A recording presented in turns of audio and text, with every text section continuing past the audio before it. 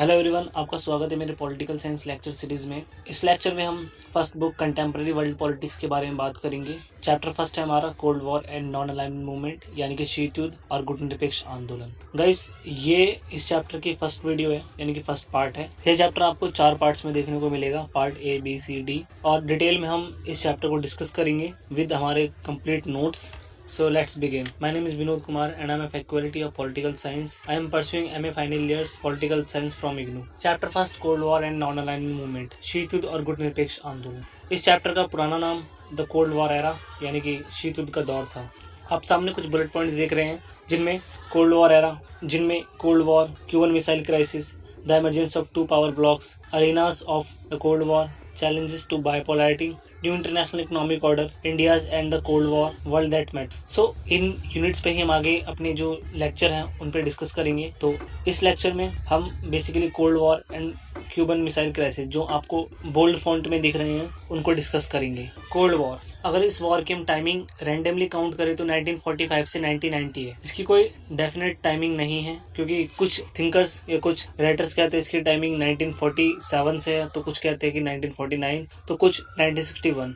इसलिए हमने एक रैंडम टाइमिंग रखी है 1945 से 1990। तो ये वॉर 45 ईयर्स तक चला। The cold war was the war of ideologies. ये एक ऐसा युद्ध था जो बेसिकली दो विचारधाराओं के बीच में लड़ा गया, जिसमें यूएसए एंड यूएसएसआर को हम पढ़ते हैं। The US followed the ideologies of liberal democracy and capitalism, while the USSR backed the ideology of socialism and the communism. Ideology का मतलब होता है एक तरह से विचारधारा, कि जैसे आप क्या सोचते हैं, आपकी अपनी थिंकिंग क्या है। तो इसी प्रकार से जो यूएस यानी कि यूनाइटेड स्टेट्स ऑफ अमेरिका, वह एक उदारवादी लोकतंत्र का पक्षपाती था और वह कैपिटलिज्म को बढ़ावा दे रहा था, और कहीं ना कहीं ज्यादातर देशों को जिनको वह अपने साथ शामिल कर रहा था उनको कैपिटलिस्ट नेशंस के तौर पे बदल रहा था।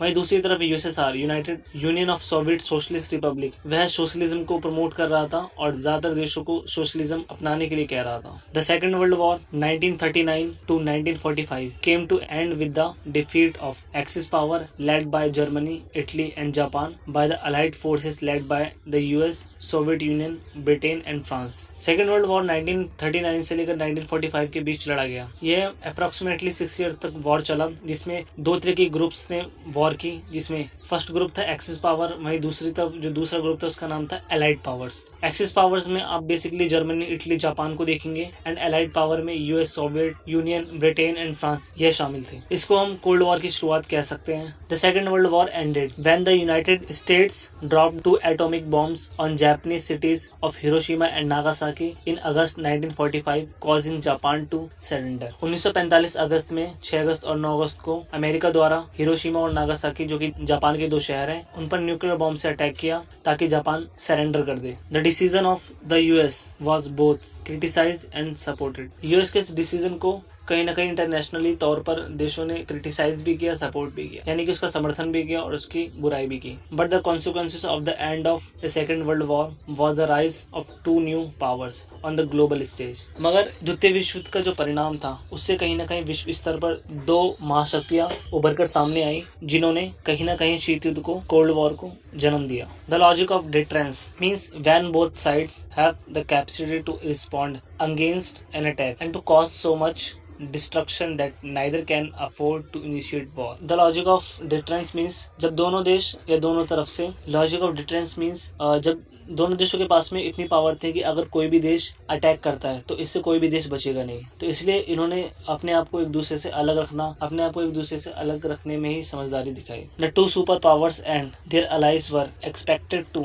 behave as rational and responsible actors। दोनों महाशक्तियों से ये उम्मीद करी जा रही थी कि दोनों लॉजिकल यानी कि रैशनल तौर पर और रिस्पॉन्सिबल तौर पे अपना काम करें। कोई भी इस तरीके की बेवकूफ़ी ना करे कि युद्ध हो, युद्ध में सभी देशों को नुकसान हो। The United States and the Soviet Union became the greatest power in the world with the ability to influence events anywhere on earth। USA और यूएसएसआर ये दोनों ही महाशक्ति बने और इनमें इतनी पावर थी कि विश्व में कहीं पर भी पृथ्वी को इन्फ्लुएंस कर सकते थे, अर्थ को इन्फ्लुएंस कर सकते थे, या अगर कोई देश किसी देश के साथ में किस तरीके के रिलेशन रखता है उनको भी कहीं ना कहीं यूएसए और यूएसएसआर उस समय पर इन्फ्लुएंस कर रहे थे। But the cold war, despite of being intense form of rivalry between great power, remained a cold and not hot और shooting war, it was due to the logic of deterrence. ये युद्ध हमेशा ठंडा ही रहा, कभी गर्म नहीं पड़ा, मीन्स कभी हॉट नहीं पड़ा। अगर शायद ये हॉट पड़ता तो कहीं ना कहीं इससे विश्व को कहीं ना कहीं नुकसान होता, वर्ल्ड खतरे में आ जाता।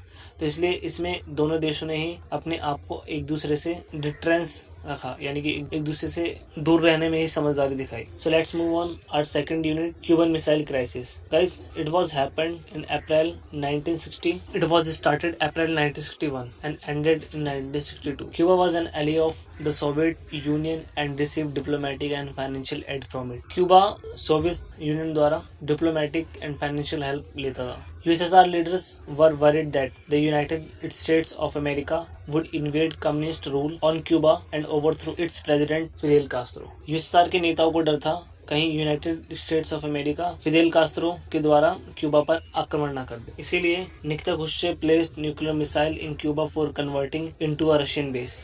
निकिता खुश्चेव ने क्यूबा में न्यूक्लियर मिसाइल्स को तैनात कर दिया ताकि क्यूबा को अपना न्यूक्लियर बेस बना सके। 3 weeks later, Americans became aware. 3 हफ्ते बाद ये बात अमेरिका को पता चली, but they were determined to get Khrushchev to remove the missile and nuclear weapons from Cuba. और उन्होंने अमेरिका ने निकिता खुश्चेव को क्यूबा से मिसाइल हटाने को कहा। Kennedy ordered American warship to intercept any Soviet ships heading to Cuba as a way of warning the USSR. तो उस समय जॉन एफ कैनेडी ने अपनी वॉरशिप्स को ऑर्डर दिया कि किसी भी तरीके से सोवियत यूनियन की कोई भी शिप क्यूबा तक ना जा पाए, और यह एक तरह से यूएसएसआर के लिए एक वार्निंग थी। अगर वह अपनी शिप्स भेजता तो इससे कहीं ना कहीं यूएसए उन शिप्स को रोक लेता, और अगर शिप्स को रोकता तो दोनों के बीच में कहीं ना कहीं कोल्ड वॉर होके रहता। कोल्ड वॉर कहीं ना कहीं हॉट वॉर बन जाता। Clash between the USA and the USSR came to know as the Cuban missile crisis. It made the whole world nervous. तो यही दोनों के बीच में जो क्लैश था उसने कहीं ना कहीं क्यूबन मिसाइल क्राइसिस को जन्म दिया, और इससे कहीं ना कहीं लग रहा था कि दोनों के बीच में एक वॉर होके रहेगा, एंड इससे कहीं ना कहीं पूरा विश्व डरा हुआ था। The Cuban missile crisis was a high point. Cuban missile crisis एक हाई पॉइंट था इस कोल्ड वॉर का। Competition, the tensions and the series of